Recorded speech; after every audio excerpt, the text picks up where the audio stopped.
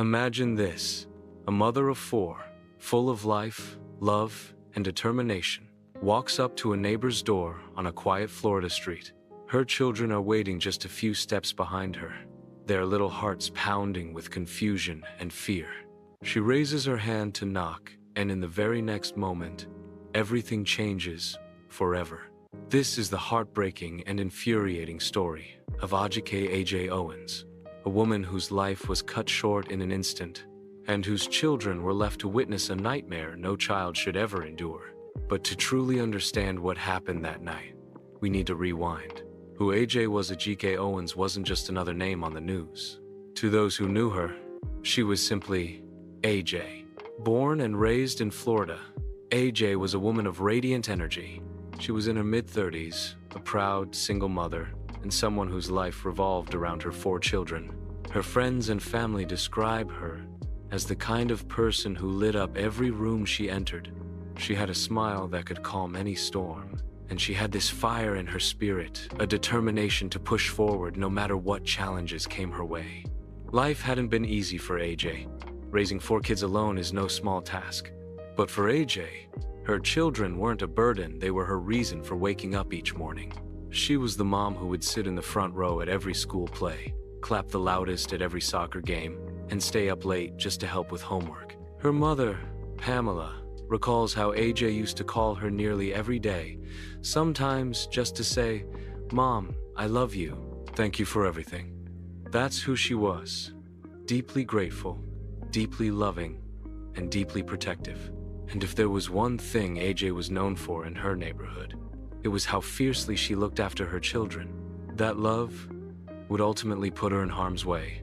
AJ lived in Marion County, Florida, in a residential area where neighbors knew each other but didn't always get along. And right across the way lived a woman named Susan Lawrence. At first, there wasn't much more than the occasional wave or polite nod between the two women. But soon, tensions began to rise. According to AJ's family and witnesses, Lawrence seemed to have a problem with AJ's children. The kids would play outside, laugh, and run around as kids do, but it didn't sit well with their neighbor. Small complaints turned into bigger ones. Words were exchanged. There were accusations of yelling, of hostility. Neighbors began to notice the tension, growing a tension that felt like it was always just one spark away from becoming something worse. And that spark would come on a summer evening in June 2023. It was June 20, a Friday. The day had been warm, the kind of Florida heat that clings to your skin even after the sun sets. AJ's children were outside, playing in the yard. Like any group of young kids, they were laughing, making noise, and simply enjoying being children. At some point, a dispute broke out between the children and their neighbor, Lawrence. Accounts vary slightly, but what is clear is that the tension exploded. Lawrence became furious. At one point, she allegedly threw objects, a pair of skates, even an iPad in the direction of the children. The kids, frightened, ran back to their mother. Imagine being one of those kids. You're only 9, maybe 10 years old. You see an adult screaming at you, throwing things, telling you that you don't belong there. You're scared. So what do? You run to the person who has always protected you, your mom. AJ's children begged her to come outside. They told her what had happened, their voices shaking with fear and confusion. AJ's heart must have been pounding. She was angry, yes, but more than anything, she was protective. Her babies were scared, and that was enough for her to act. So AJ walked over to Lawrence's door. She wanted to confront her, to defend her children, and to put a stop to the harassment. Her kids followed, staying a few steps behind, clinging to one another. AJ raised her hand and knocked on the door. And in that moment, tragedy struck. Through the closed door, a single shot was fired. The bullet struck AJ. Her children, those same little ones who had just been running and playing minutes earlier, watched in horror as their mother fell to the ground. She didn't get back up. The scene was chaos. The children screamed, their small voices breaking through the night air. Neighbors rushed out of their homes, some calling 911, others trying to comfort the kids. When police arrived, AJ was rushed to the hospital, but it was too late.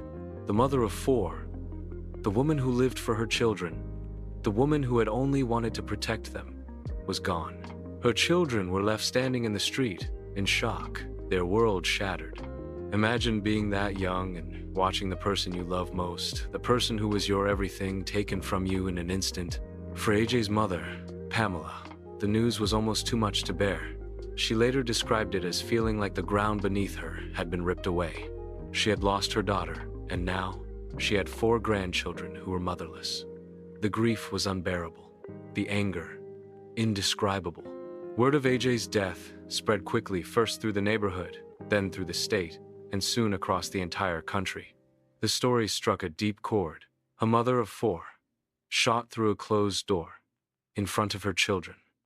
Protests erupted. Community members demanded justice. People of every race and background gathered with candles, signs, and chants of justice for AJ.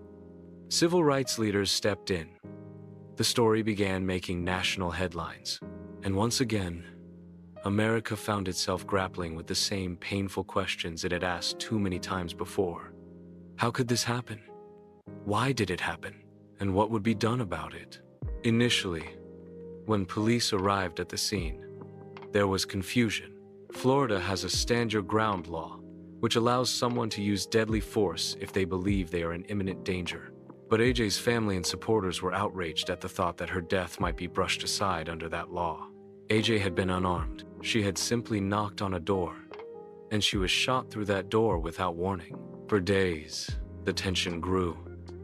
Then, finally, law enforcement made a move.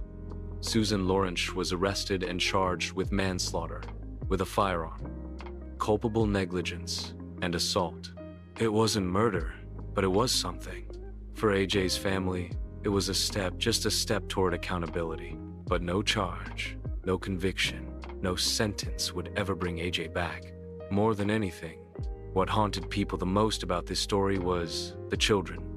4 kids. 4 little lives turned upside down. They had not only lost their mother, but they had witnessed her death. They had stood there, helpless, as the world they knew collapsed in front of them. In the days and weeks that followed, the kids leaned heavily on their grandmother, Pamela. She became their rock, even while dealing with her own crushing grief.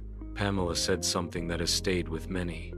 "My grandchildren saw their mother murdered in cold blood, and now I have to be strong for them, even when I feel like I can't breathe.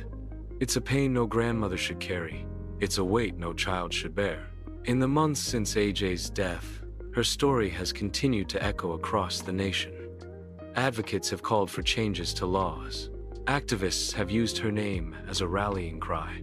And her children, though still young, are growing up with the knowledge that their mother's life, while tragically short, sparked a movement for justice.